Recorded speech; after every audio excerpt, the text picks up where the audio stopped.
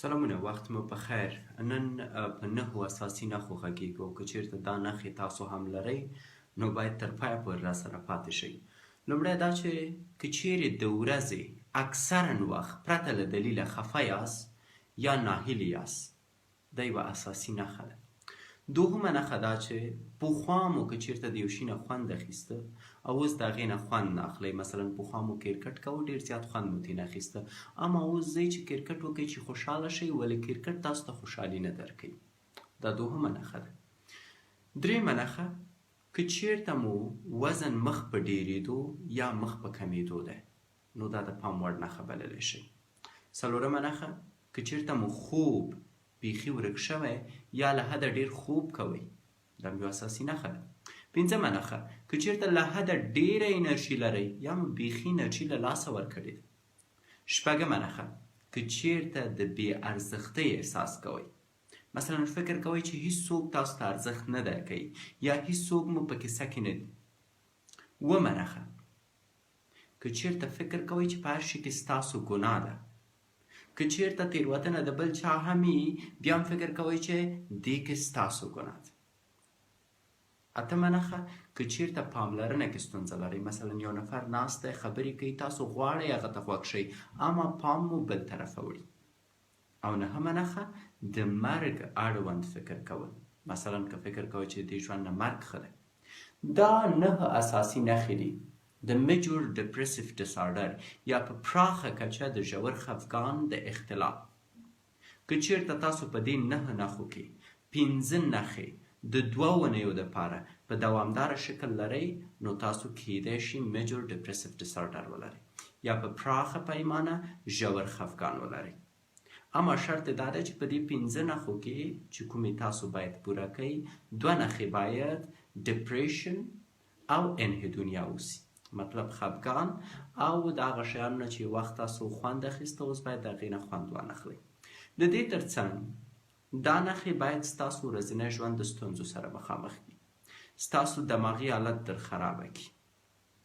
او د دې دپاره چې پوه شئ آیا واقعا دا نښې لرئ او که نه، باید ډاکټر ته رجوع وکړئ. ډاکټر 3 لارې لري تر څو ستاسو په اړه پریکړه وکړي.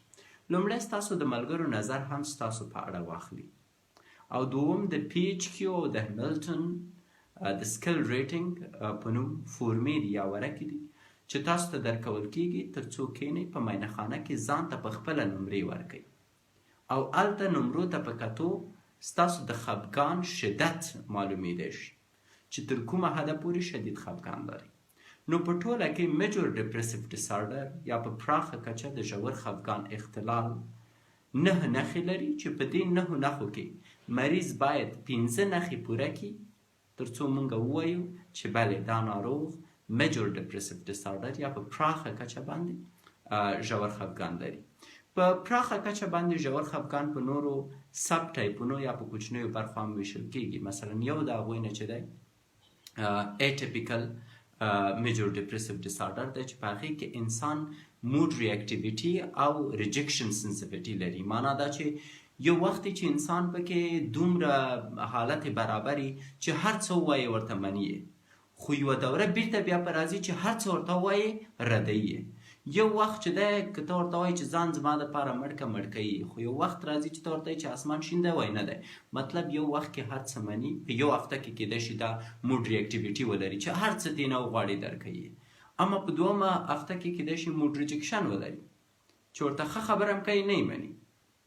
بل د میاشتني عادت په بخښنې د حاملتوب پر وخت میجر ډپریسیو ډسارډر دی، او د دې ترڅنګ سیزنل افیکټیو ډپریسیو ډسارډر دی چې مثلا یو انسان کیدای شي ژمي کې یوازې خفه اوسي، نو روغ و جوړ اوسي، چې هغه فصلي ژور خفګان دی چې باید سړی ورته رسیدګي وکړي.